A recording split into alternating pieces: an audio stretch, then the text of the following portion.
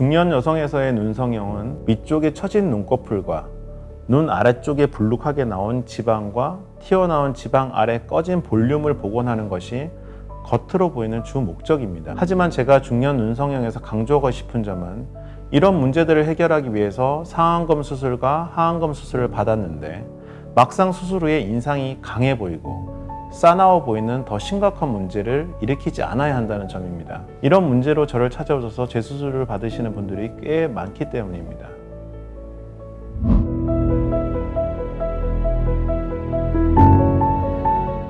이런 문제가 일어나는 이유는 중년의 나이에 접어들면 눈꺼풀이 처져서 눈꺼풀의 근육만으로는 눈을 충분히 크게 뜨기 힘들기 때문에 평상시에도 본인도 모르게 이마 근육을 사용해서 눈썹을 들어 올려서 눈을 치켜뜨게 되는데, 이렇기 때문에 눈과 눈썹 사이의 거리가 자연스럽게 멀어지게 됩니다. 그런데 우리가 보통 눈과 눈썹 사이 거리가 멀면 인상이 부드럽다고 느끼는데, 이런 이유 때문에 나이가 들면 오히려 인상은 밝고 온화해지는 것입니다. 그런데 처진 눈꺼풀을 잘라내고 진한 쌍꺼풀을 만들어 버리면 수술 후에 이마 근육을 사용하지 않더라도 이제 눈을 잘 뜨게 되니까 수술 전에 비해서 눈썹의 위치가 현저히 내려오게 되고, 이로 인해서 눈과 눈썹 사이 거리는 많이 가까워지는 반면에 눈은 쌍꺼풀 수술로 인해서 부리부리하게 되니까 인상이 확연하게 강해지고 싸나워 보일 수밖에 없는 것입니다.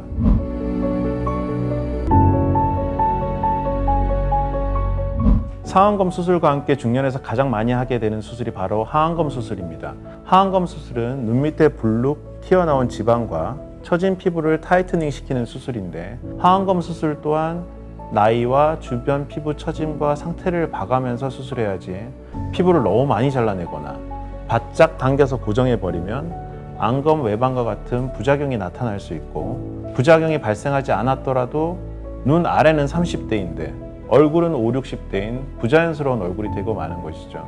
이런 문제가 일어나지 않게 하려면 본인에게 맞는 수술법이 어떤 것인지 수술 전에 경험이 많은 전문의와 깊이 있는 상담을 통해서 자연스럽고 인상이 강해 보이지 않으면서도 젊어 보일 수 있는 치밀한 수술 계획을 세우는 것이 필요합니다.